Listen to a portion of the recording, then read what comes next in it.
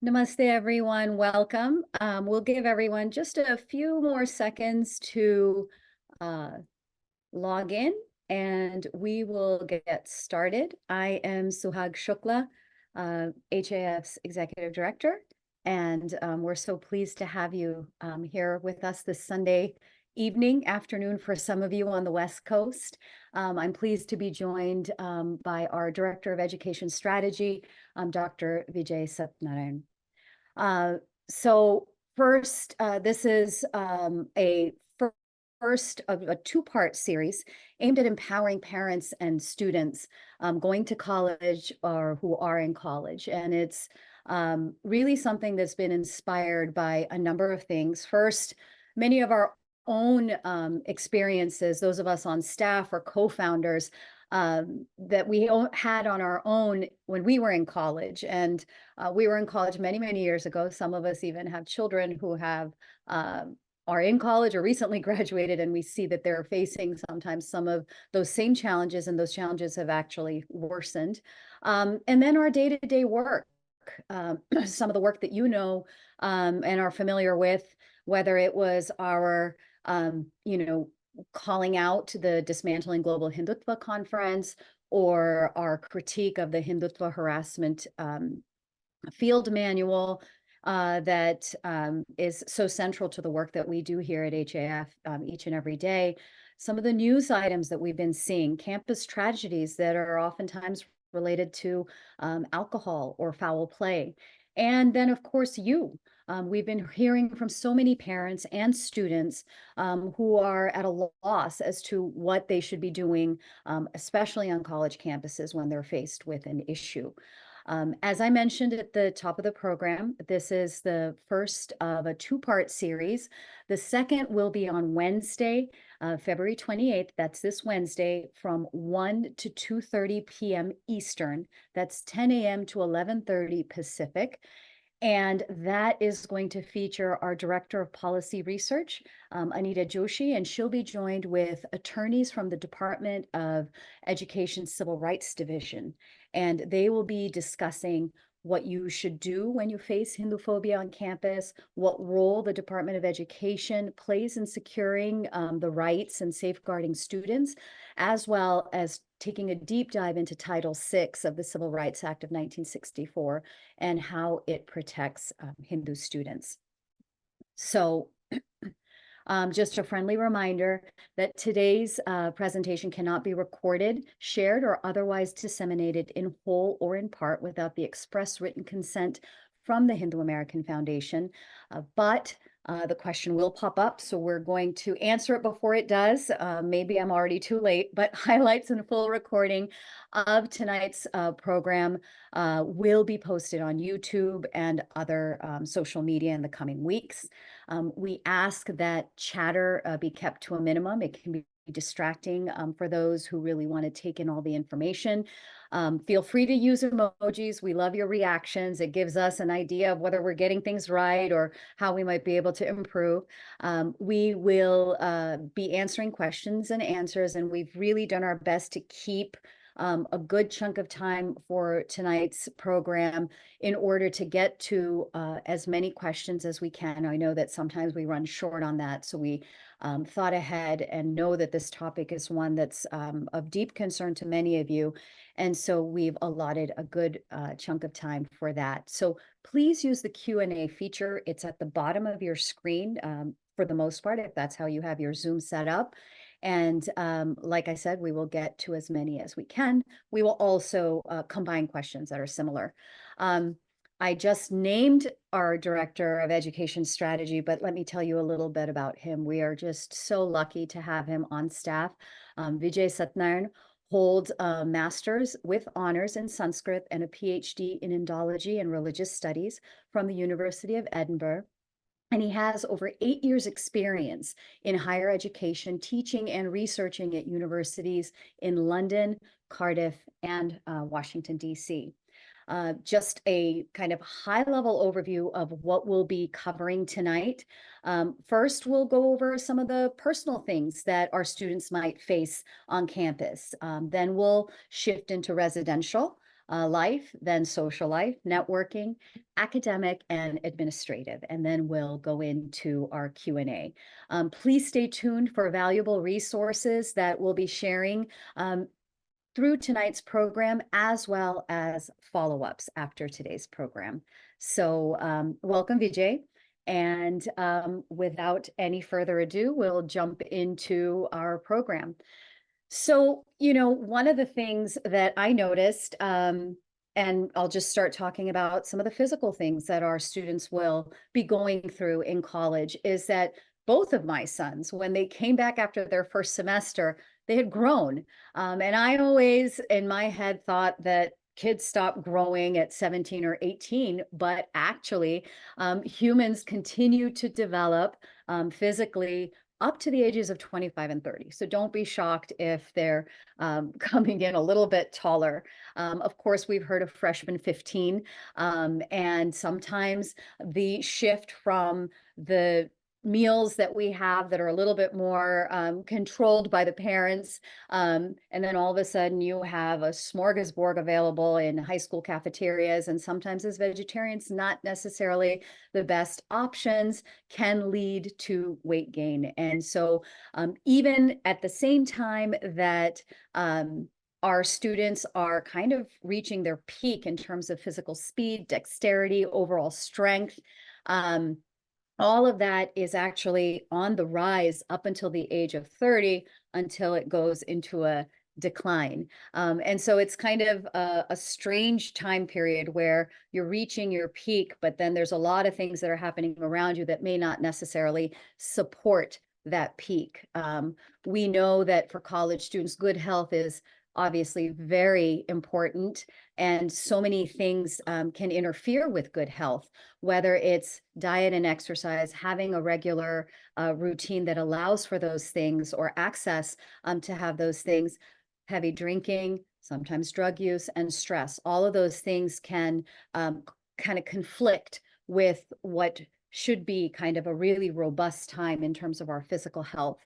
And we've seen that major causes of death among college students are auto accidents and suicides. However, a high percentage of those cases are related to alcohol. So we'll be talking a little bit about that as well. So that's kind of overall, the physical picture of where our students might be. Let's talk a little bit about the psychological and social, Vijay. Thank you, Suhag, and thank you, JTF, for organizing this. When we talk about the social impacts that a student is undergoing at this time in life, there's one thing that I think as Hindus we kind of struggle with, and that is we've been told through kathas, we've been told through what has been handed down to us that this is the period for brahmacharya, i.e., this celibate period focused completely on study. And I think that we lose sight because that, as parents, it gives parents a little less of a foundation from which to be able to deal with the changes that are happening as one's child goes through the beginning of their college career. So one of the main things I want to point out right at the start is that brahmacharya, as it's talked about in the scriptures, is specifically for those who are attending gurukulas. Mm-hmm. These are people who are about to engage in 8 to 12 years of study at the close proximity with a guru, and is not necessarily for those apprenticeships where people would be training themselves in how to be productive members of society, producing commodities for their own monetary gain as well. So what does that translate to today? Well, most of the colleges that we have in the United States today are preparing us to enter the world of work. And therefore, we can't necessarily presume that the model that our Shastras talk about, i.e. that of brahmacharya, is exactly going to be matchable with what our students should be going with today.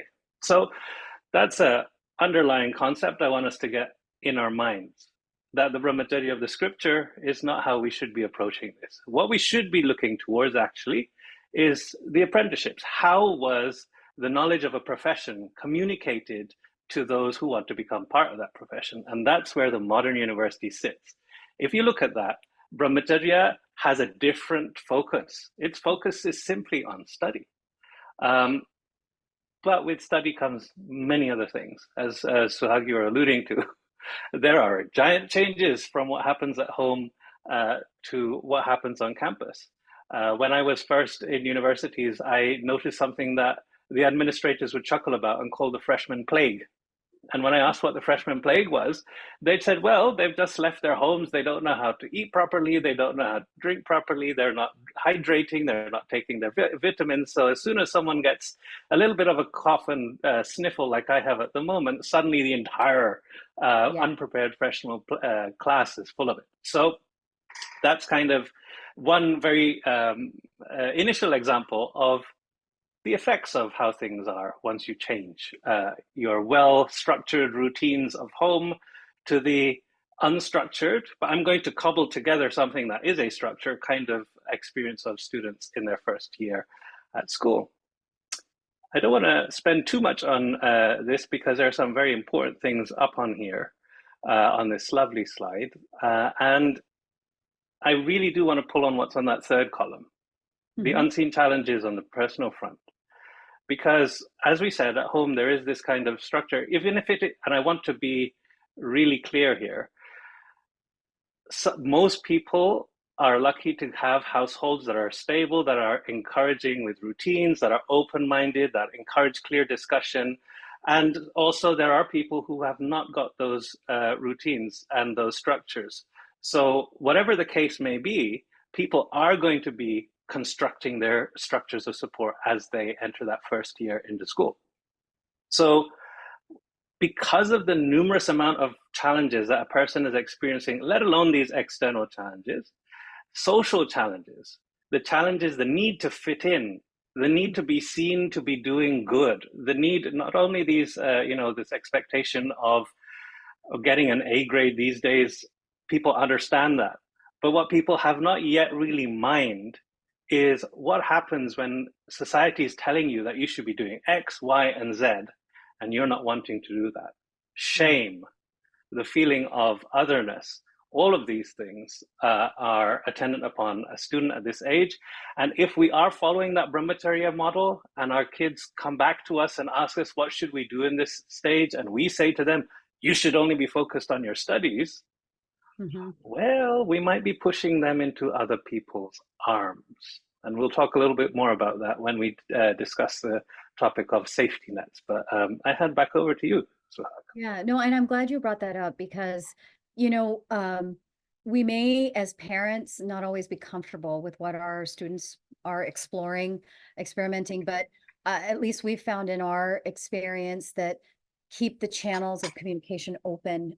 If your child finds themselves in a position where they need help, but they're afraid of the judgment and all of that, what we always said is, yeah, we probably will be upset. We may say something judgmental, but you need to know that we are here for you unconditionally. And then we'll deal with the conversations about what might have been a wiser choice, what might have been a safer choice, whatever that might be. But really keeping communication open is something that's really, really critical to the well-being of our students and their growth. So let's talk a little bit about residential life.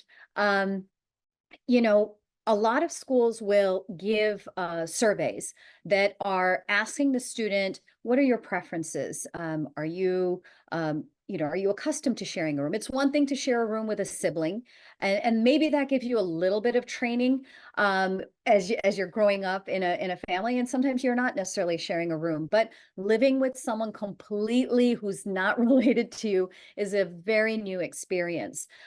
When those surveys come, I think it's really important to apply and actually, fill those out very thoroughly and thoughtfully. Just taking the example of my two kids, I have had some really maybe high expectations of what I expect in terms of cleanliness and orderliness in the house. And so they always felt that, well, they weren't as clean or crazy about these things as I was. But, and so when they filled out their survey, they were kind of not taking that question too seriously. They're like, oh, we're finally going to be free from all the rules.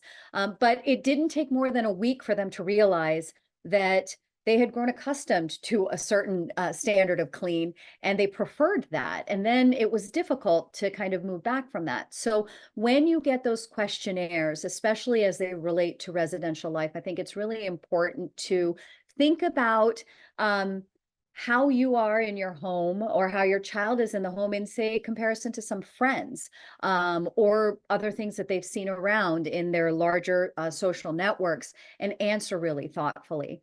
Let's talk a little bit about what you might see in the actual halls, because you, Vijay, have had the maybe honor or maybe the hazing experience of having been made something for freshman dorms. So we'd love for you to share some of those experiences and what you've observed. Yeah, thank you, Sahag. Of course, if I think back to those experiences working in a freshman dorm, I am very glad for the current job that I have. Um, so there are a few things. Of course, filling out that form is key because, of course, you don't necessarily have a real say in who you're coming together with, and who you're going to be put together with in that room. You are going to be spending, yeah, you might say you would be out at classes, you might be out studying, you might be out socializing, but a student will be spending a sizable amount of time with their roommate. So there are a few things, apart from the changes that affect one's autonomy, such as your own routines, how things were at home. You used to have access to your own bathroom. Now you very, very basic thing. You're going to have to share bathrooms with people. You're going to, if you were like me, and I hope that most people aren't like me, but I literally would get up at 4 a.m. in the morning to make sure I can go and clean down the places that I would then go and use. Um, but you will, I mean, I'm sure many people will work out whatever makes sense to them and their own routine. Chief of a few changes that are going to have immediate effect on someone's own body and mind is, of course, diet. Mhm. Most Hindus are not vegetarian. Some Hindus are vegetarian. Some people will be vegetarian on some days and some are not. Across the board, however, we have seen that no matter your diet, at universities, things go haywire. Mhm. People only have chance to, they're going to go to classes A, B, and C, but they're also going to go to student group A, professional networking opportunity B, internship info session C, and they'll probably only get, they'll probably get time to grab a granola bar and see actual vegetables or actual food maybe once or twice in a couple of days. So it's really on the student to take ownership of these things. It sounds like I'm giving, when I give Upanayanam to people, it sounds like I'm giving them the same life advice. And really, it is the same life advice. At the beginning of uh, uh, one's career at university, you're really taking on the reins for your own life. This Yeah. is when adulting begins, right? So apart from diet, exercise, one has to really think a little bit more about socializing and networking in a certain way, and we'll touch on that later. But when it comes to the roommate, figuring out sharing, when at least when I was a kid, I was used to be able to, have enough of my family members and my siblings and go and lock the door in my room. That's not necessarily going to be possible, especially No. in freshman dorm or first year dorms where, um, you know, where there is a requirement that you will share your first year room with someone else. So negotiations, the skill of not being passive aggressive and actually being communicative, agreeing on principles. I'm not saying become like Sheldon and write out an entire contract for your roommate agreement, but actually taking the time to think through maybe not necessarily individual points like I will have the lights off at this time and you will not make noise at that time, but more about how will I agree with you, dear roommate, a method of being constructive and solving problems. Yeah. Wherever there's disagreements, it's more important that we agree to a methodology, leave space in it for that methodology to grow and evolve with time. But it's really important to be able to take the lead on that in your own mind and not see it as something that is being aggressive or something that is being not being in the best interest of a good roommate situation. Instead, it's one of the foundations, I would say. I know that in some universities, they ask for this roommate agreement to be something that both parties sign to. Hmm. So that's one part of it. Another I'll, part of I'll, it I'll is, just, yeah, you just for reminded me sure. of something. I shared a room with my sister, and I took masking tape from one part of the ceiling and then put masking tape across the hall, the floor and the top. So I'm assuming that wouldn't work very well. In terms of this is my side, this is your side. Not a moment I'm Right, proud of, but right. I'm glad that those things are made as requirements. But go ahead. Yeah, no, for sure, for sure. And actually, what you talk about there is a little bit about what we are as Hindus when we're in these rooms. It's not all the time the case that we'll be matched with other people from the same ethnicity background or whatever. Um, and in that case, unfortunately or fortunately, the burden of being an ambassador for your ethnicity, for your culture, for your religion, for the language that you speak, for the area that you come from, all of those ambassadorial roles are placed upon the shoulder of minorities, and we are a minority, demographic minority in this country. Mhm. So whether if we are from South Asian descent and Hindu, or whether we're Hindu from any other descent, simply being Hindu means we are a minority in this country. But that doesn't need to be an undue pressure. You have the ability to be welcoming as a Hindu, but also not to be a doormat. Remember, we have Chanakya as one of our great examples. Using the power of the brain, Hanumanji, one of the best examples I use is Hanumanji because he's not only clever, he's also humorous. He finds Mhm. a way to get things done without being all in your face and placarding about it. Can you imagine taking some of the methods that are taught in the classroom these days and doing that to your roommate? I don't think it would create a very healthy situation. So, really channeling the Hanumanji as you go into these classrooms, students will do very good about it. I just want to underline one last thing on this point. Mhm. There are other people who live in the dorm. Residential assistants are only a few years older in some cases than the students themselves. You might have you will definitely have a CD, community director. You might, if you're in a faith associated or religiously affiliated school, you might have a residential minister or a chaplain in residence or some permutation of that term residing in that building. You might also have a faculty in residence residing in that building. You'll also have custodial staff residing in that building. These are all people who are older than the first year students. But one thing that my first year students come to realize very early on is that they are not replacement for one's parents. Just because you don't like something, or just because something didn't go your way, they're not going to go in there and say, no, you're right, this one is wrong, it should be exactly this way. Instead, they're likely going to say, you two figure it out. Yeah. So, really understanding what these people are and what their roles are is also going to relieve you of this burden of false expectations. Yeah. You make I like this point about community directors not being your parents. So what might parents do um, in a way to engage their children to get actual temperature checks as opposed to, hey, how are things going? Good. Those one word answers that sometimes can frustrate us. In your experience, are there ways in which you can get a little bit more than a single word response from your children? I like that question. You know, it's coming to college is as much a transition for parents as it is for the student. And why I say that is because, even Chanakya, we've said, Lalayat Panchavarshani, I'll not say the full Sanskrit verse, but it's basically we take care of them when they're unable to do so for themselves. And when they need correction, we give them the correction, Dashavarsha around the 10-year age. But the chief part of that line is Prapte tu Shodashe Varshe, when they have become 16 years of age and more, Mitravat tu Samacharit. Mhm. Treat them like your friends. Hmm. Now, treating them like a friend, how do you correct your friends? You don't go in there guns blazing saying, oh, this is what you should have done. This is where you are wrong. You're a horrible person. This is what you should do, blah, blah, blah. Or I never expected you to do this. I am so disgusted that you behaved like that. That's not how you retain friends. The friends would say bye-bye very quickly if Yeah. that was how you treated your friendship. So it's a transition for the parents in that you actually have to learn how to not see these children of yours as only your children, even though that is always going to remain. But how Yeah. do you start to see them as friends otherwise? And I'll just put in this otherwise. Universities in the United States were founded primarily as seminaries. Mm-hmm. And even today, there are 20%, i.e., over 900, close to 1,000 universities with direct religious affiliations. Mm-hmm. Most of which are to seminaries, and others are seen as proselytary arms of their own traditions.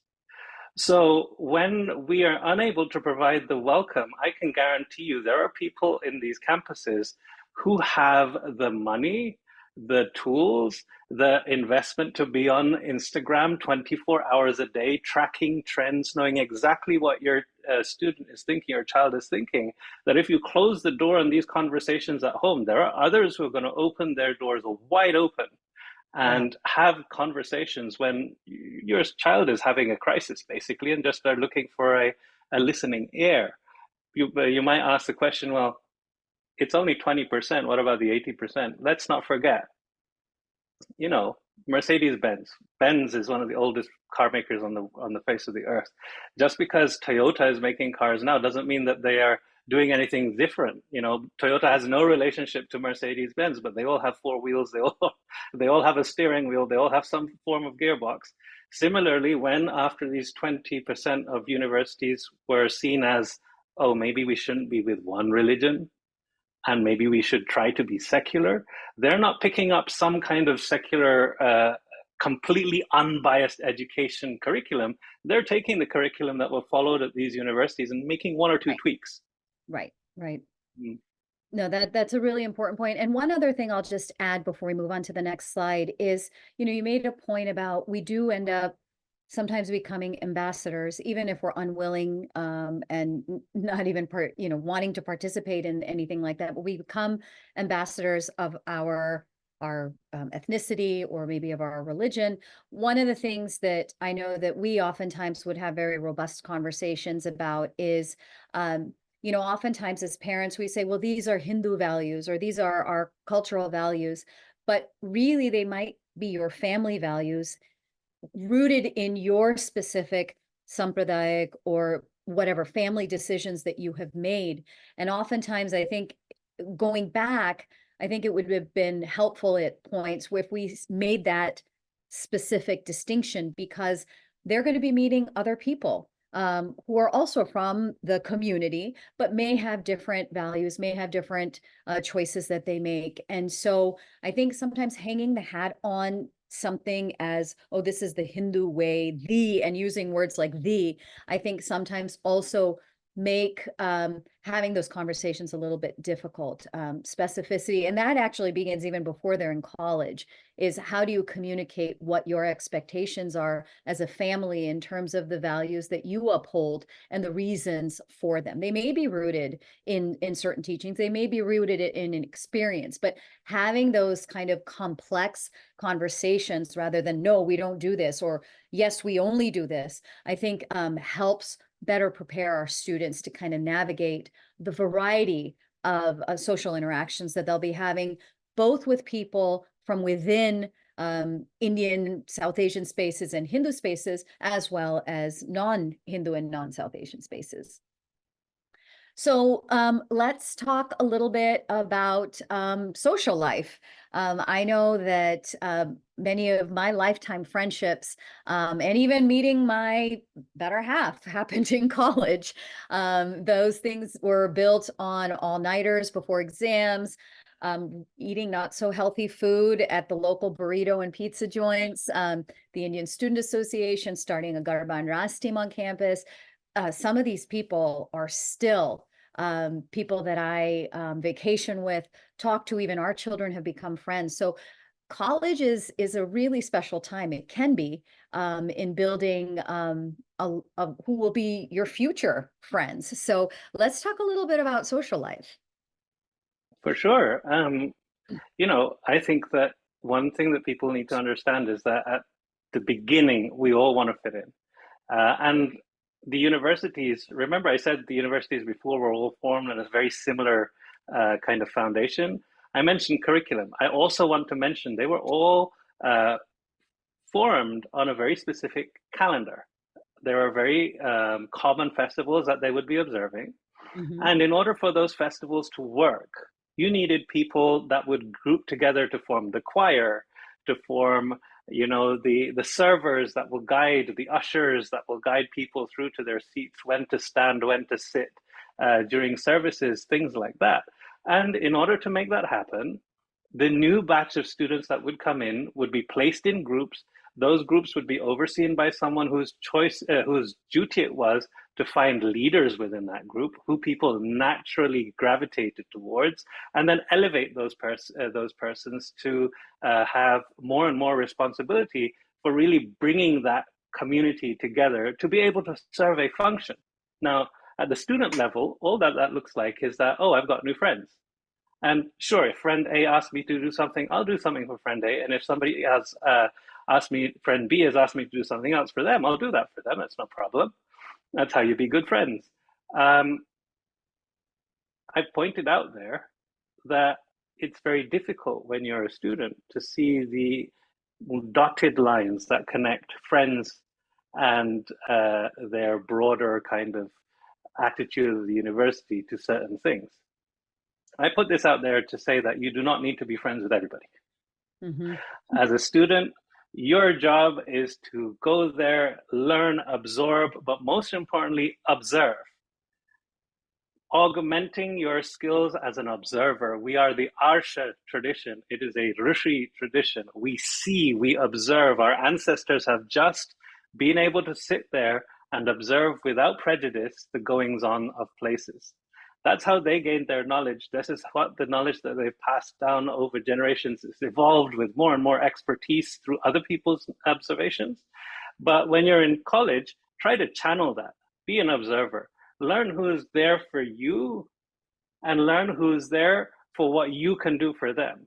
Mm-hmm. Those are two very different things. So whether it be your roommate, your dorm mate, whether it's those people that you gravitate towards in classrooms, what happens when you get into social settings with these same people?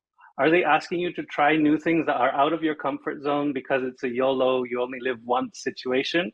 Or is it something that they want you to turn away from what you know to be your own central set of values? Mm-hmm. I'm not going to say here that alcohol is a bad thing. I'm not going to say that drugs are a bad thing. I'm not going to say anything is a bad thing. Addictions are bad things. The way that it allows you to become manipulated is a bad thing. Mm-hmm.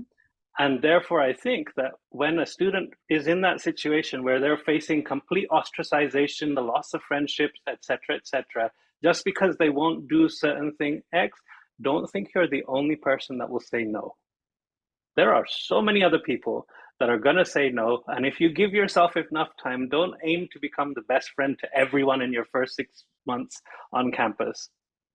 Give yourself the time to say, you know what, by second semester, by second year, by third year, I would have figured out who is really there for me. And if I actually do need to change or tweak or reassess something that I've held very important in my life, right? I love that. Yeah.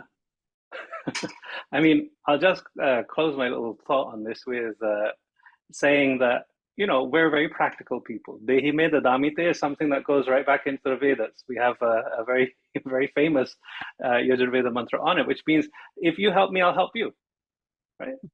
If you help me, I'll help you. A lot of basis of friendships are transactional, but what really makes that friendship something that is lifelong is when we see what they're willing to do in order to be there for you. And I also want to say that unlike some traditions that are focused on individual development or individual people in order to further their community's expansion, our dharmas are there to focus on the individual in spite of whether a community forms around them or not. Mm-hmm. So there is going to be a difference of way. Students will see that other people's communities support them a lot more on campus. And there is a feeling of, where's our people? Yeah. The feeling should be reworded to be, I wonder what our people thought was so different about not encouraging community, but first encouraging solid individuals. Even the airlines know this. Mask on for yourself first and then help the others that need it, right? Yeah. I'll just pause here just to see, Suhag, if you have some initial thoughts, and then I'll close with what came to mind is the symbolism of a lotus, right? That tells us about that the lotus is able to maintain its purity even amongst muddy waters and muck and whatever. So there's so much of that in our tradition that tells us to regulate yourself. And once you have that solid basis, it makes it, and the reasons why, check in with, does this make me feel better physically? Does it reduce the negative talk or the guilt? I think those types of things that allow you to check in with, how are you feeling? Can you sit with your thoughts? Can you sit with your emotions, to allow you to navigate all these great changes? Yeah, and that kind of speaks to there was a mantra I used to have, and I used to give the students when they came asking to me. I had lots of students tell me lots of different things over the years because I was there as a spiritual care provider that they will never be able to discuss with their parents, nor will I share. But Hmm. if I was to take the SAR, the essence of what was being discussed, and what one of the things that I gave to them was new experiences always look nice, but there is something about envy. Others people's things are good, and we forget all of the other bad things that happen from those people. But our Hmm. things are always bad, and we forget the good things of our people. Yeah. Let's not let ourselves become manipulated in that way by these new experiences or by hankering to be part of people that are having these kinds of experiences. Instead, let's sit with the emotions a little bit. Let's keep those emotions front and center as much as the college is focusing on our brain. Our Hmm. own gut will tell us usually the right way of proceeding. We know when we set foot into a place and like, yeah, the vibes aren't that great here. Right. Forcing yourself to to continue just because, oh, it's a new experience, I should do it. Yeah, but you could also do it in a few years. You don't have to do everything at that very first experience. Yeah, great point. Um, let's talk about networking.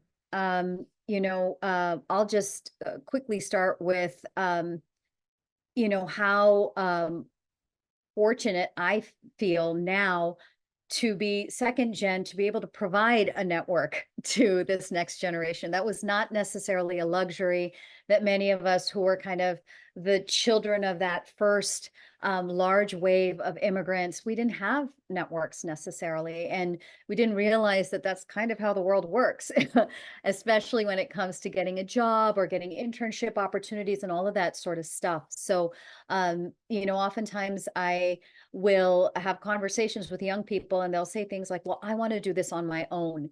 Tapping into a network is still doing it on your own. It's just having someone knock on the door for you. What you do once you get in that door is entirely up to you. So, my just 2 cents on this is, whatever networks you have, absolutely tap into them. And it still does not take away from whatever accomplishments you have that allow you to make beneficial use of that sort of opportunity. Vijay?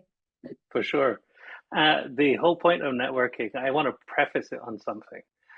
A lot of the networks that a school encourages are related to the donors to that school. Now, if we understand that schools are set up in a certain way, they have a very dotted line connection, even if they have a dotted line connection to a religion that they're affiliated with.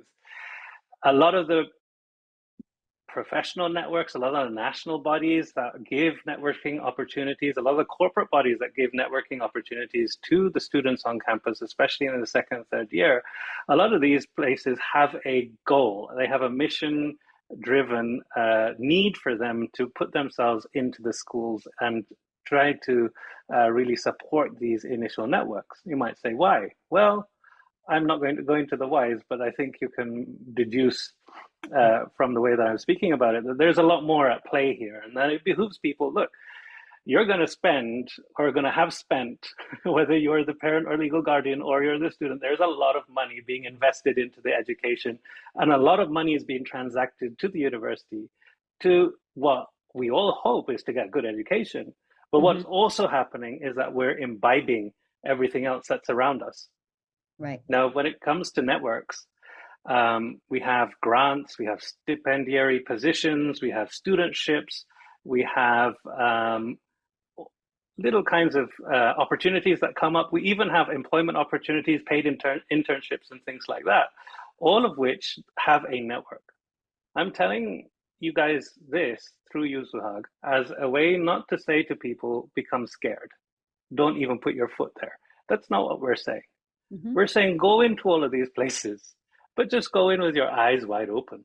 Yeah. You know, we as Hindus, as I said before, all of the resources of networking and connecting with professional networks, that's just starting up. It's not completely zero, but it's just starting up. Mhm. And due to political waves in this country, some of those internships that are being offered, some of those opportunities are being offered quite knowingly, A, to play the diversity card, Yeah. and B, once that diversity position is filled with someone from the Hindu background, to then use all of that extracurricular time that happens when you're in a professional network setting to pull someone to think and write and do something that's very different to what they were raised with.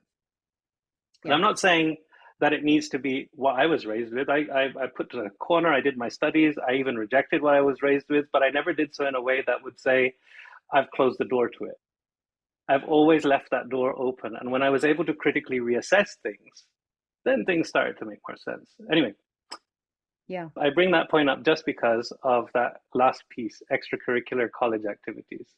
Mhm. The networking that happens in these areas are usually some of the most impactful, either because they take you out of the country or into communities that you would have never been to or you have never encountered before, or on the other hand, they're the most luxurious, famous people connected kinds of opportunities that exist at the whole university, and to be selected to become part of one of those people on that trip or in that network or in that group is one of the most prestigious things you can do. It's going to look amazing on the CV. Don't go in there blind. There is a specific brand of Kool-Aid that each of these networks are trying to feed you. Yeah. And while you could probably take a sip of Kool-Aid and then drink a liter of Gangajam afterwards to, to dilute it, it still behooves us not to drink the entire thing, thinking that there's no other source of water, there's no other source of networking that's available to us as students. So yes, the diversity card is going to be there for us to access, but if you're taking diversity card places, make sure you know what you're doing with them and make sure you know what people are wanting you to do with them. Yeah. I think that's a little bit some of the bigger challenges that we're seeing on college campuses, that diversity, unfortunately, has been reduced to national origin or skin color, and not necessarily diversity of viewpoint. And sometimes when you are coming in on that kind of meeting that diversity card number or whatever it might be, they're not necessarily looking for a diversity viewpoint. Yeah, they're not looking for that diversity viewpoint. And it leaves people, I just want to say, it leaves people getting smaller and smaller in number. You know, if you're taking on board a few of the things that we're saying, you might find yourself surrounded by lesser and lesser people. A, Yeah. that's not a bad thing. B, by the time people have gotten over everyone else's superficial kind of facade that they bring into their interactions, they want to think that Instagram pictures are real life in that first 6 months of school. After that period has died down a bit and people see the real you start to come forward, there are going to be people that naturally are going to surround you with friendship and with just companionship that you are looking for. Mhm. Give it time, I think is my question. Is Yeah. my statement. Would be give it everything time. Just sit there and observe, see who is there for you. It becomes problematic when you're trying to do that with professional networks in that arena. I think that this same advice works, but it's flipped a little. It says, um, don't project your need for friendships or companionships onto the professional networks. Hmm. You might find yourself being invited to go out to a party with people afterwards in a way to socialize. But if you think that they're your friends and you go and do what you do with your friends in front of these professional networks, I guarantee you there's going to be a problem. All you have to do is watch Suits or some of those new Netflix things, and you'll see what happens when you're Yeah. treating professional people as if they're friends. Yeah, absolutely.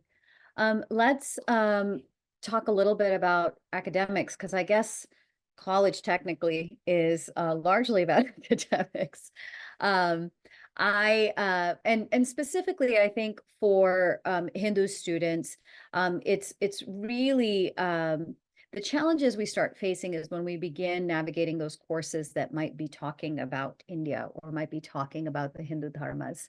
I was a religion major in undergraduate at the University of Florida, and had the pleasure or punishment of being introduced to Wendy O'Donegar, or Wendy Donegar, who back then was writing under the name Wendy O'Flaherty. And I remember reading this and just being absolutely appalled by this one essay. And it just felt so disconnected from what I knew to be the tradition, from what I had read from within our families and communities. And I went to my professor and said, this just seems so strange to me. I was lucky that I had a professor who said, well, you can't always believe everything you read. And that was at that point in time, this is pre-internet, the idea that something could be published, but there might be an entire kind of ideological ecosystem that allowed that to be published and be championed was a totally new concept for me, especially because you're not going to see that sort of stuff, at least back then in the 90s. You wouldn't see that in the maths or sciences or engineering or accounting, but it has been a part of the humanities. And so I was fortunate that I had a professor that pointed that out, and it taught me to be a critical reader very early on in my career. But let's talk a little bit about academics and how what challenges students might face and how they can navigate those. Yeah, that's a wonderful anecdote about Wendy. Funnily enough, I also make sure to prescribe Wendy as part of the readings in my classes so that people can really understand both sides of the arguments. And Yep. why I do this is not necessarily because, oh, I'm trying to be avant-garde, but it's because this is how our acharyas had done everything. When Shankaracharya wrote, he knew exactly what Dharmakirti Naga had written about certain theories within Buddhist tradition so that he could comment fully upon them. Right. And we do ourselves a disservice if we, box everything that we don't like into one big cardboard box and put it on a shelf and leave it there. Yeah, And 100%, 100%, because that and actually led me to a mm, deep dive into other better sources. So 100% exactly, agree on that. Yep. exactly. And I love the way that you said it. It allowed you to take that deep dive Hmm. because you were able to ask that question. And I think that's the important thing. You were able to ask that question to someone who was able to hold the space for real academic discussions to take place. Yeah. Unfortunately, I don't think that's happening anymore. Hmm. When I was at school, I was able to have a real clear understanding that the information that we're reading is the product of the research of one particular scholar using a method on a given topic.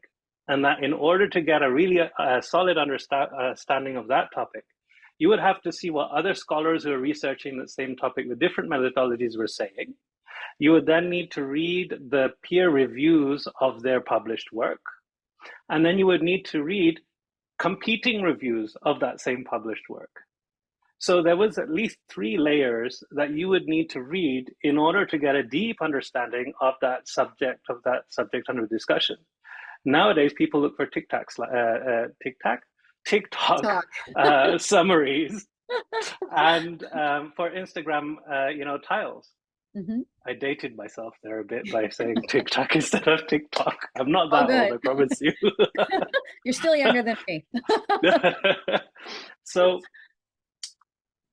trying to move out of the mindset of, well, there should be a quick fact sheet or there should be a quick summary, or all I need to know about this subject when I'm going through class is basically what 5 things are going to come up on the exam.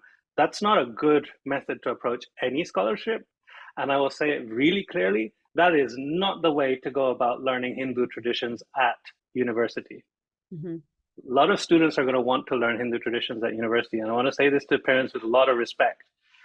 When I asked my own parents about Hindu traditions, they tried to give me the best answer they could. Unfortunately, it isn't in a way that is communicable or discussable at university with other people who have similar understandings.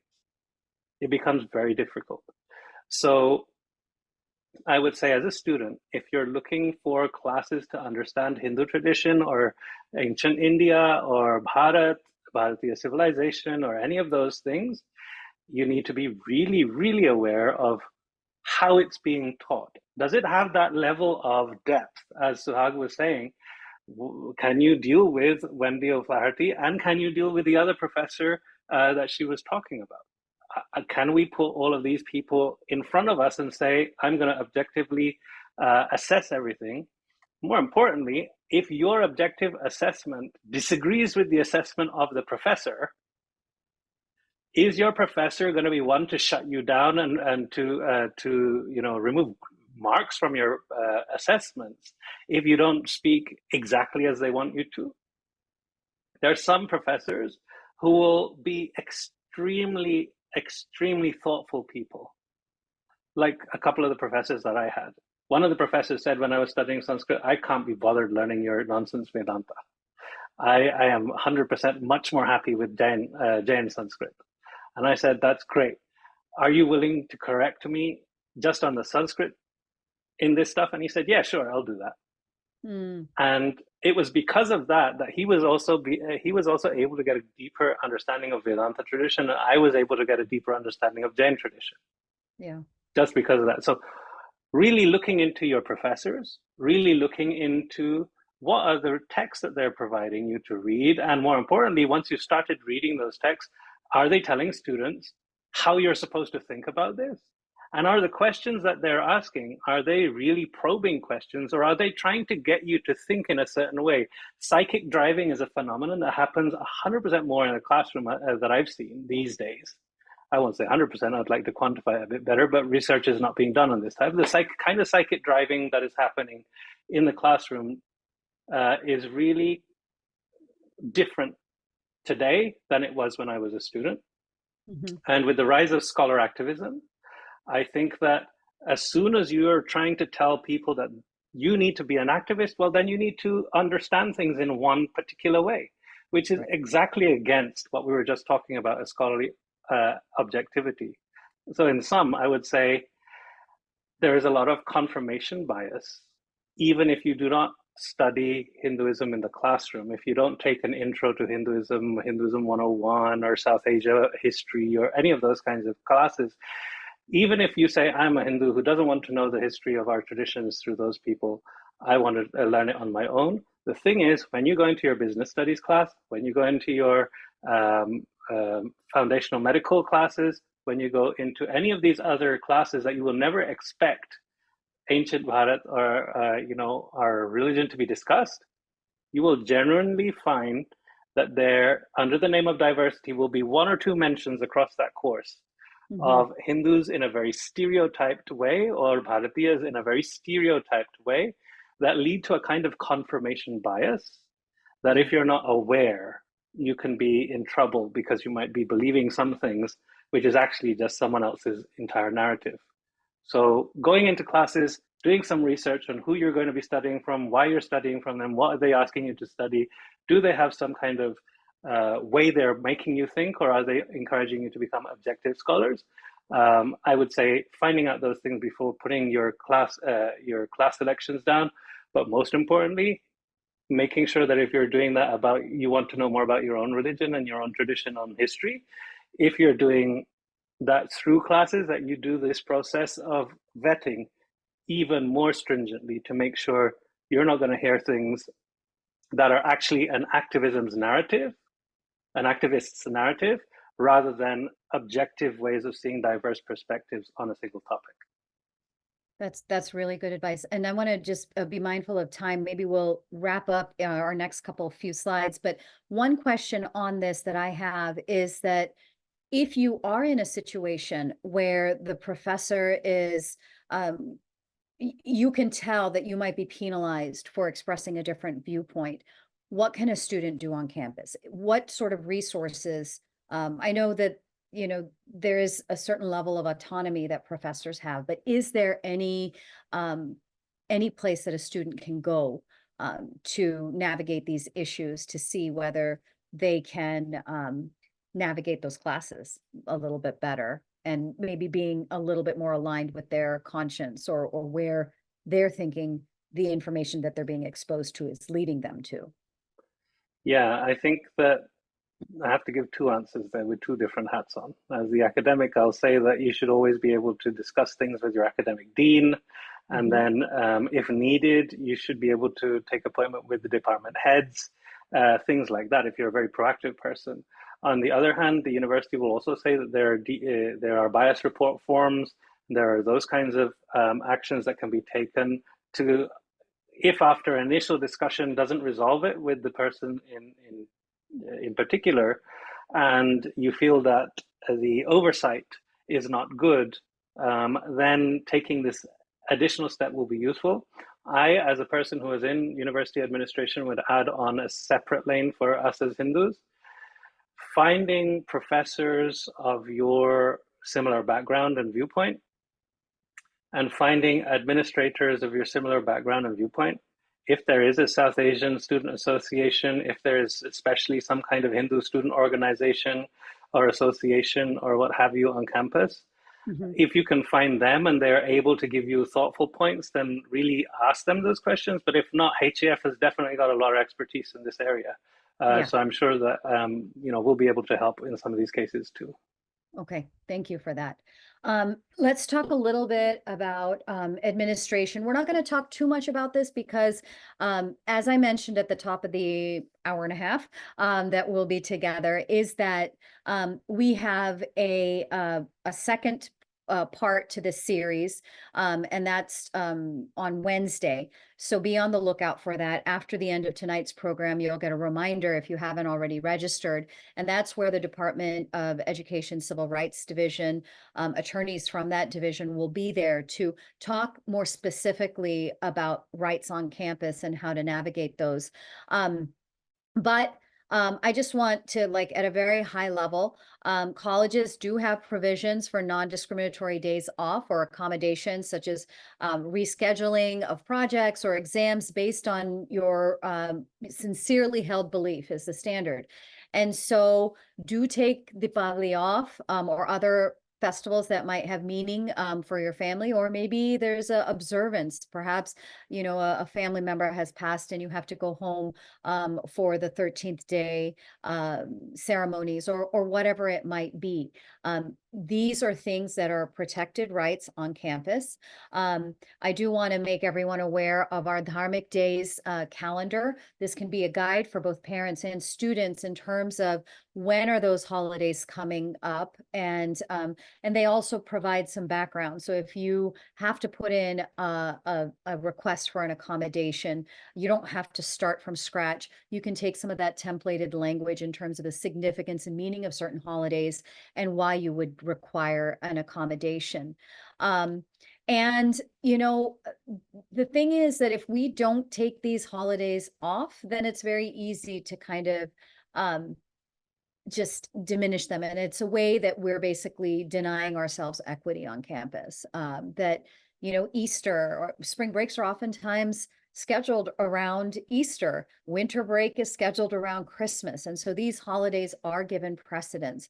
So I think it's up to us to ensure that we take these holidays off, or request those accommodations, because I would like to imagine that you're part of a relay race, that it's not just about you and your child, but the next generation of children that come in. The more that are requesting certain days off, the more accustomed the administration is going to be to seeing that, hey, a lot of our Hindu students are wanting to go home during Diwali. And that will then make them a little bit more mindful even ahead of time to say, okay, let's avoid scheduling final exams or midterms around this time, because we know that we'll have a significant number of Hindu students. And that's how you kind of get the system to change, is that each one of our individual actions can collectively have that sort of impact. Same thing with meal accommodations. Yes, most Hindus are not vegetarian. However, some Hindus are, and some observe this practice to the extent that the college dining options are not able to accommodate, whether that's utensil contamination in cafeterias and dorms. Some people might be practicing a sattvic diet where you're not eating onions and garlic. So these types of things you can make requests you have to figure out on your campus which is the appropriate office to ask that question to. And there's oftentimes a formal process that you need to go through. So I encourage parents and students to look ahead of time. All the college campuses have gotten better about having vegetarian and even vegan options, but sometimes even those may not accommodate any of the specific lifestyle practices that your student has. Let's talk a little bit about bias reports, and then we will shift into questions. Sure, thank you, Suhagji. You know, I don't know if you've traveled a lot recently and you've ever looked at those lovely screens in front of you, if you've ever had in some of these airlines, and they ask you about language. And amongst the languages that you've got there in front of you, apart from the European languages, you might have a choice for Arabic, you might have a choice for Mandarin, you might have a choice even for Bahasa or Thai. But there is very seldom on any of the international airlines that you'll get a choice for any of the Indic languages. Sure, they might be showing Bollywood movies, but do they show any of the regional language movies? So some of these things might seem frivolous to us, but they actually come because of a lack of data. Mm-hmm. The bias reports are so important for universities to learn where they are making missteps that are allowing for issues to creep up in the community that manifest either as hate crimes, as discriminatory practices, or even systemic issues that they need to address. So please do not apologize for the ignorance or bigotry of your peers, but especially of your faculty or administration. I'd say that to students. Your college has an anonymous bias reporting system. Do not report, every single kind of micro aggression that you might get, but don't let anything else slide. I think that the more that the campus knows, the better. Mm-hmm. As data-driven institutions, colleges will only work on solutions if there are the numbers to back up the claims. So for students, even if you're just occasionally Hindu, you hear something in the air that sounds quite derogatory, please make sure to report it. If you're able to record it, then record it. If you're able to present that along with the bias report, then please do. But every slur, presumption, attempt to silence, to block, to isolate, or any other kinds of discriminatory experience, it should go down on a bias report. That was the one biggest issue that I had as an administrator trying to help the university realize exactly how maltreated Hindu students were. That was my single biggest obstacle.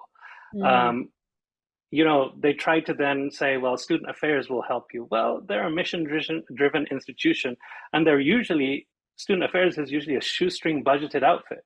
They might want to be able to help you, but they really are hands tied. And a lot of the students that went through this process talked about their hands being tied. But universities love to virtue signal. They love to say that they're doing something externally based on this data or based on your complaints, but actually there's not meaningful systemic changes that are brought. If, however, this bias report data exists, then outside groups, even like HAF, when they're consulted, can help people figure out how to actually go ahead and bring the changes that are needed. So yeah, I'll just stop with this for the moment because I think they're the most pertinent points. Okay, thank you. I think, that actually goes in even to adult life. When we are faced with hate incidents or bias driven intimidation, it's so important to report it because even at the FBI level, if we don't have data, we're not able to get the type of resources that are necessary to protect the community, whether it's our mandirs or other community centers, etc. I'm not going to spend too much time here in terms of your rights on campus, because as I mentioned, on Wednesday, we have a program from 1 to 2:30 p.m. Eastern, 10 a.m. to 11:30 Pacific. But They'll be talking about what discrimination is on campus, what protections you have, specifically Title VI.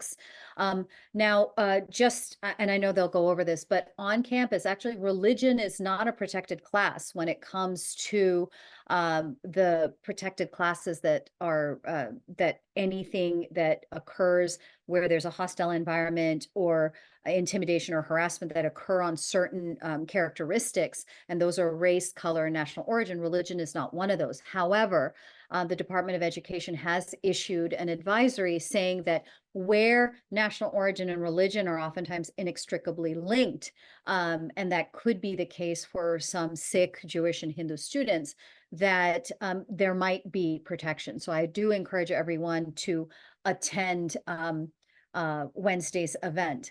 And what I would just say, in case it does, I'm sure it'll get covered there, but just from a community perspective and a parent perspective, if your student is facing something, it's so important, just like Vijay mentioned about reporting bias incidents, it's so important to record your own evidence. I've always found that a table format is helpful with dates, times, what happened, were there any witnesses to the altercation or incident?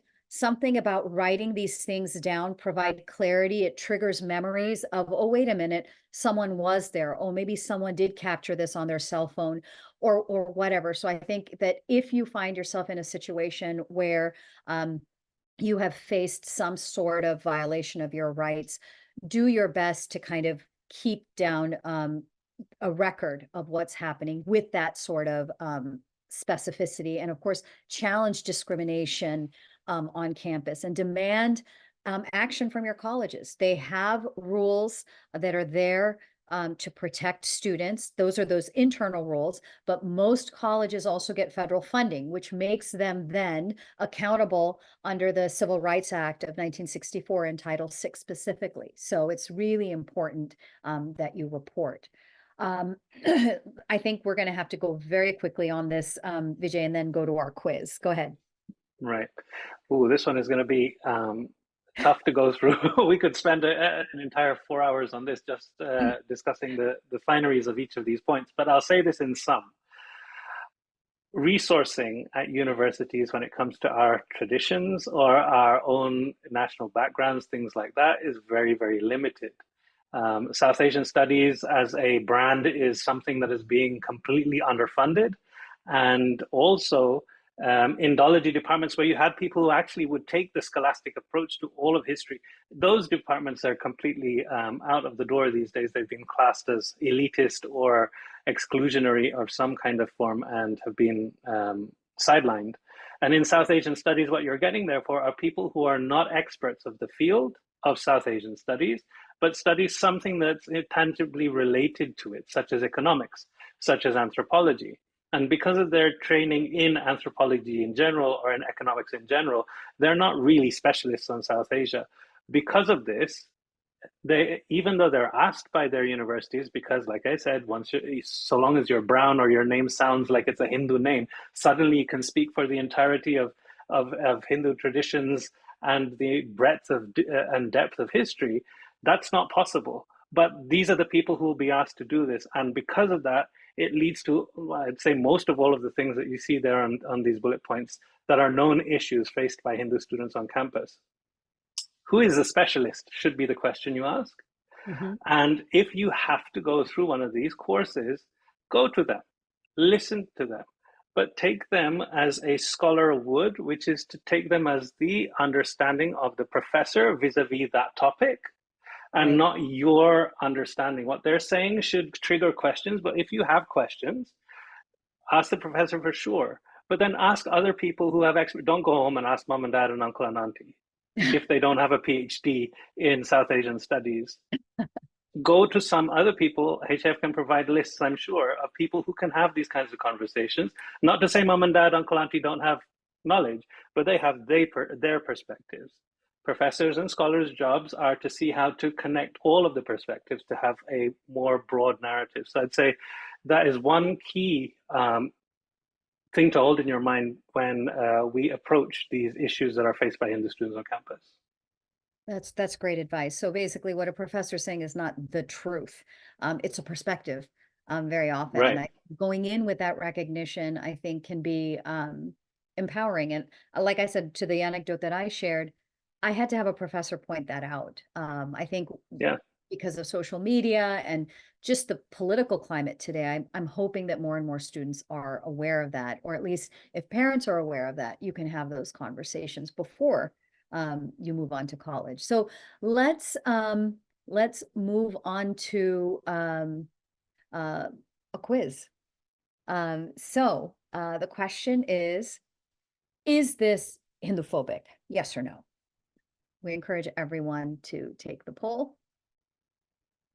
We'll give everyone a few seconds.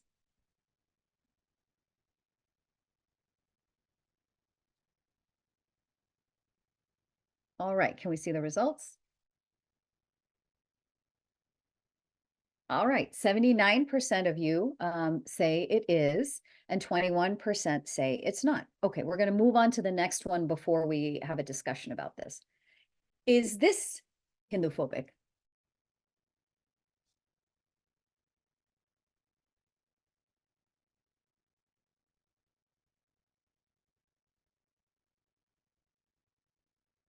All right, let's see the results for this. All right, 24% said yes and 76 said no. So basically flip-flopped. What we would look at these two depictions as is that they show a vastly different depiction and understanding of Hindu and Indian society. One, the pyramid, which many of us are accustomed to because our children's elementary school textbooks have it, and then we see it coming up on college campuses, not just in the academic study of Hinduism or in the academic teachings of Hinduism, but also where campuses have activists pushing for caste policies. So the pyramid, what does that do? It reduces Hindu society to one that's immoral, cruel, unchanging. While the second image, what that does is it shows a more reflective image or reflective picture of Indian society where it's complex, layered, highly localized, and fluid.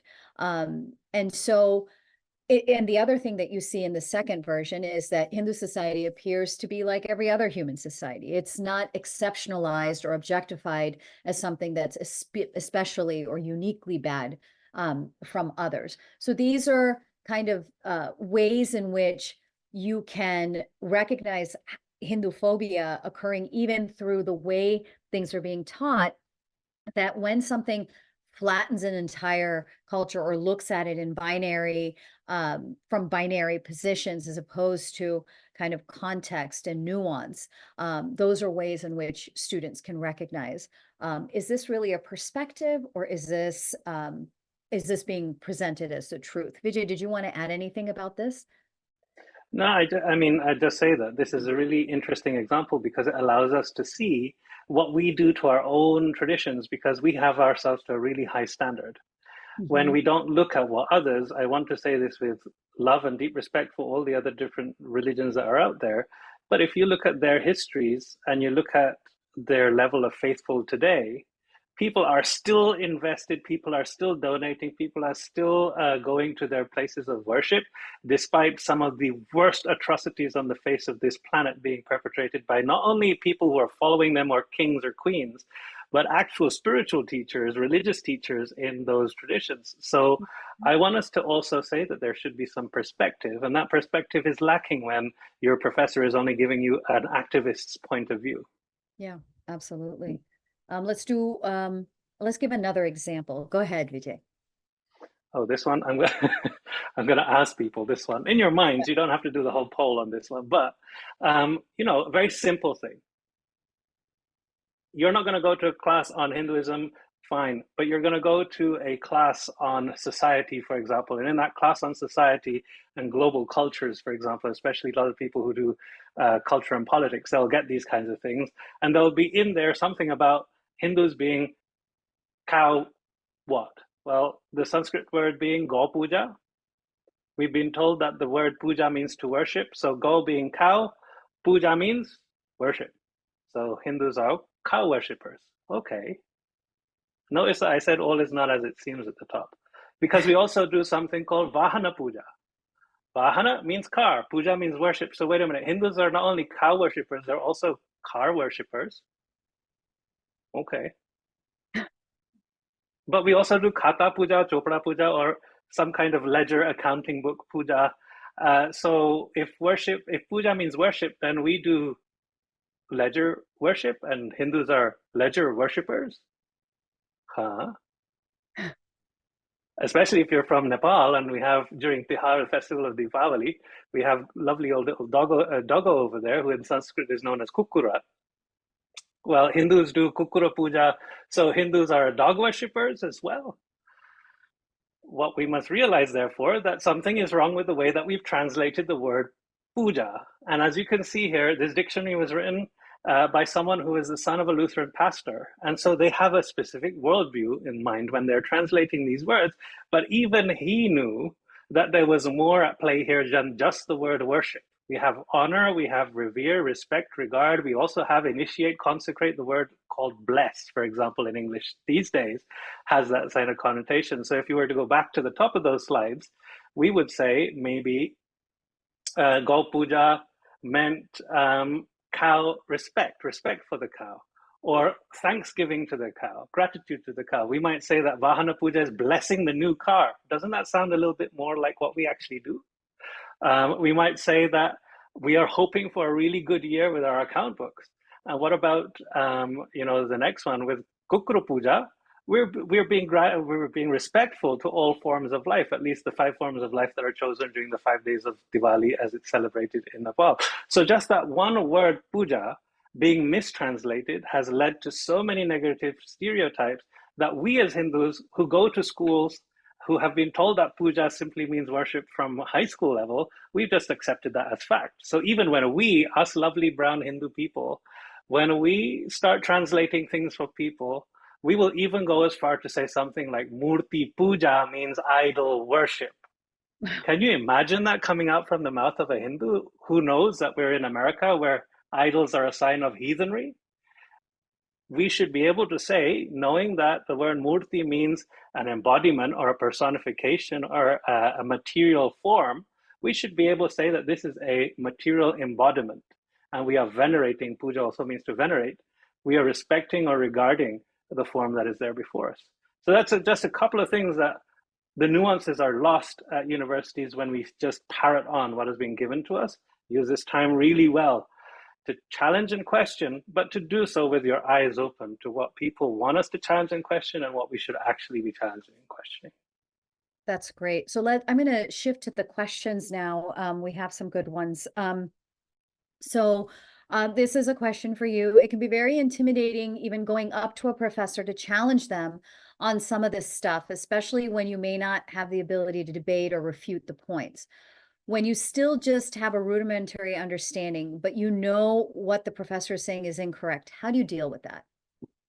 It's really difficult, and I'm going to be pragmatic here. In an ideal world where people did what they say they were supposed to do, where the policies work to protect students in the way that they say they would, then you should be able to just have a frank conversation. Most good professors have open office hours. Go take one of those office hours and have a little discussion. Say to that professor very calmly and thoughtfully that I have, I heard this piece of your lecture. Could you tell me a little bit more about it? Could you provide some extra readings so that I can get a little bit more insight to this topic? How did you come to your insight on this topic? These are all, questions that you can ask in that setting, are supposed to be able to ask. I have known students who have been completely shut down, told that they're imbeciles for asking those questions. And if not disparaging their intellectual capabilities, they have actually been told that they are being supremacists or oppressors simply for asking a question. So be wise is what I'm saying. There's no one approach fit all, but if there is one, I would say recognize some signs. Don't switch off, continue to engage, but just continue to note, observe, and then reach out to people who can actually help with the answer. Yeah. And there are now, I mean, this was not available when I was a student, but when you're looking into professors, don't some professors get rated on some of these websites? I don't know how accurate they are. What's your thought on those? Some of the ratings, I mean, the best thing is to, of course, go through the evaluations that are published in the university by the university themselves. Rate Okay. My Professors is great, Yes. but Rate My Professor is more about people who are worrying which is the easiest A, where you can get the easiest A Got from. it. So, yeah, just being mindful of that too. Okay, there's a bunch of questions about whether about HAF programming, whether we're going to have a student and parent focused section on our website. We're actually in the early stages of a website redesign, and that's definitely under consideration. There's also a question about mentoring programs. We will definitely talk about that. And of course, any sort of programming requires your support. So we will be able to do what you want us to do if you're also able to support us to do it. So those two questions are easy. One question here is, let's see. Uh, um, Here, okay. Working parents let kids eat beef, and then kids just don't feel comfortable with being Hindu. I think this is more, don't feel comfortable with being Hindu as they feel they are not following the no beef rule. How do you Right. approach such thinking? I'd say one or two things. One thing to start really quickly, there are Hindu who have ancestrally eaten beef Hmm. and has been part of their Hindu practice. So let's be careful not to demonize any Hindu who eats beef. Hmm. Uh, Not eating beef should be a thing that we come to if we do through intellectual understandings and through their own reasoning and experience of what that means for them. You know, Hmm. that's how all of the acharyas, that's how even Mahabharata, the discussion with Jajali, how they encourage us to think about how we eat, what it does to us when we partake of it. So I will put that there as first. And second, unfortunately, humans are very much group minded, even though we have some really solid teachings to say that, Garana Laguchetasam, being group minded is very much the reckoning of misers. Becoming that Udara Charita person, that person who has an open mind, it's very difficult. So there are going to be, and I know specifically that there were students who felt so ostracized from their Hindu counterparts simply because, oh, you're a Hindu that eat beef. Oh, you're a Hindu that eats this. Oh, you're a Hindu that does that. Oh, you're a Hindu who has so many boyfriends. Oh, you are a Hindu that has so many girlfriends. Oh, you're a Hindu who drinks this or smokes that or injects this. So we need to stop with this judgmental behavior because that does not belong to our past. Hmm. Our Hindu past, our dharmic past is not judgmental. It is discussive. It has discussion. It has let that person come to an understanding of their own accord. And I really want to I know I'm taking a second or two, a little bit longer on this one, but if there is one singular thing that has pushed more people out of the door from our families or even our own cultures, it has been an inability to understand that this judgmental tendency has been programmed into us in the past 200 years. It is Hmm. not that of our ancestors. Mm, yeah, no, Mm. that's a really important point you raise. Here's another question. What do we think of organizations on campus such as Hindu Students Council, Hindu Yuva, there's a Hindu Student Organization. I can answer that, and then Vijay, please add to that. I think these are wonderful spaces. If there's not a Hindu campus or Hindu student group on your campus, start one. It can be affiliated with one of these national ones, or you can start small. On my campus back in the day, we didn't have a formal organization. And so we just started a simple bhajan group, and we would get together once a month. We would sing a few bhajans and we would read the Gita together and discuss. Because college is a time where not just Hindu students, but all students are kind of exploring the big questions in life, right? And so oftentimes you see that other communities already have the infrastructure. They might have a B'nai B'rith on campus, or there might be the Presbyterian Student Association, the Methodist, and there's a lot more infrastructure available for other faith communities.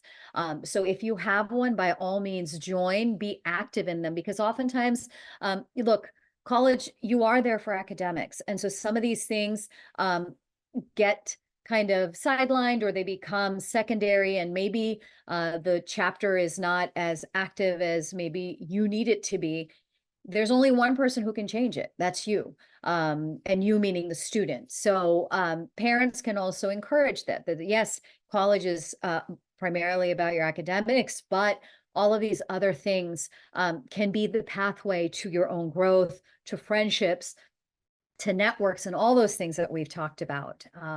So that's my 2 cents about it. Vijay, how about you?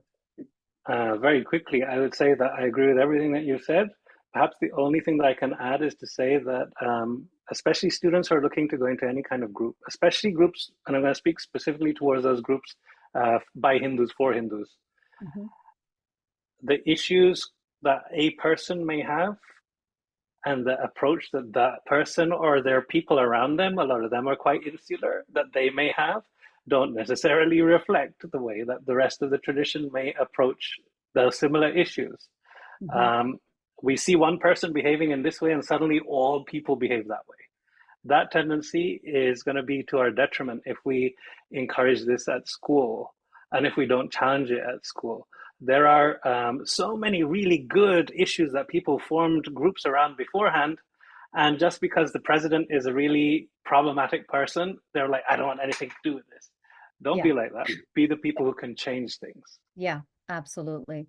I'm going to compartmentalize just in our last minute um, 2 questions that I think are good ones. And then there the questions that are about discrimination and things. I really encourage you to attend our Wednesday program because you can ask these questions directly to the Department of Education. And I think it's important for attorneys from the Department of Education to hear from our community to say, hey, our students are afraid of reporting things, and let's hear from them as to what their advice is in terms of what students should be doing. So 2 questions. That how do you deal with maybe some more evangelizing minded students who might approach you? What advice do you have for students who find themselves? I think that could even extend to those of us who have people knocking on our doors with a gift of a Bible for us. And then the other question would be, the other question is, are we tracking data or instances of college universities, particularly elite ones, that have not accepted potential students based on the student or applicant expressing? We're not doing that right now, but we have been talking a lot about data, so I can quickly answer that. But Vijay, as our last question, how do you deal with being approached by someone who's more missionary minded on campus? Those are actually the easier ones to deal with. Those are actually the very easier ones to deal What you with. see is what you get, right? What you see is what you get. And, Yeah. if you want to engage with that type of thing, I would say do so with your eyes open. Don't do so uninformed. What they tend to push on, however, is conflations and areas that are gray. They'll immediately assume that because you're Hindu, you must be Indian. And Mhm. because you're Indian, you must be of a certain political belief. And Mhm. because there is a certain stereotype about political belief, A, B, C, or D, or E, you get everything that comes with it. And you're attacked on all those fronts. You might not even be Indian. You might be Indian and not be Hindu. You might be from the Caribbean. You might be from South Africa. You might be from Africa. You might be from other places that have been Hindu for hundreds of years. You might even be from different cultural backgrounds that have been practicing Hindu things. So being aware of your own internal diversity and our inability to be able to speak for the entirety of it should be the one piece of armor that we hold on to at university, to say, if someone challenges me on my tradition and I don't have the answer, I'm not going to look at it as a negative thing. Mhm. I'm going to say, okay, this is a question I need to ask someone about, rather than feeling, oh my God, these people say that we've done this to people throughout history, or oh my God, this is how we behave, and oh, we have such superstitious things. I should feel ashamed of myself. There is, I guarantee you, a reasoned answer for every single one of those points that people push at us about.